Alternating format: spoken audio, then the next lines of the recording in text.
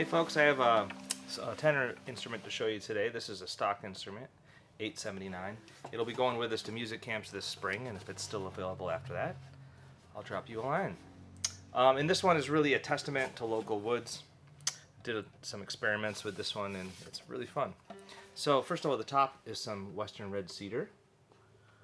This is salvaged from some wall paneling from the Rebuild It Center.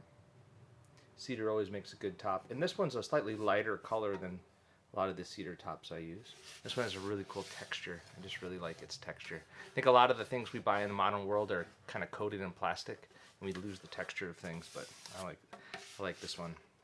The back and sides are willow. Yeah, a willow tree. It's got these little figures in it. This came from a lot here in town that we used to live by, and they took all these willows down and they just had these logs cut for firewood, and I went and got a few logs and cut them up. It's naturally paler than this. I decided to use some stain on this instrument, but it sounds good and it looks cool. It's got this little kind of amber reddish stain to it, and I also stained the neck too. The neck is alder, another local tree, and it's got some bug holes and knots in it and stuff. I filled everything, but you can see them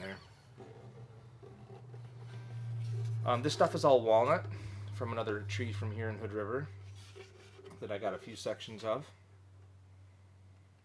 And then it's got some maple binding with bird's foot purfling around the top. So, I mean, willow, it kind of feels like a lighter weight maple. It's got a good voice as a back and sides. It's easy to work with. And I like using woods that are local to me. Yeah, the alder. I've been liking alder for necks lately. Carves easily. It's got lots of character in it. I like how it took the color of the stain.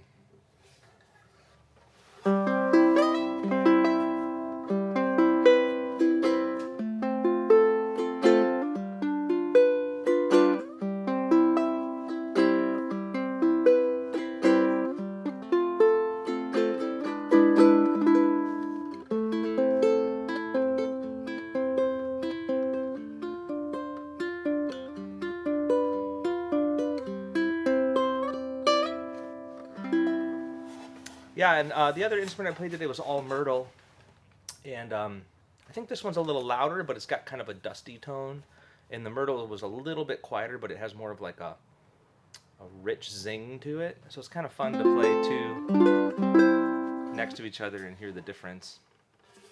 Oh, and I also put a little bird's foot purfling here in the end graft.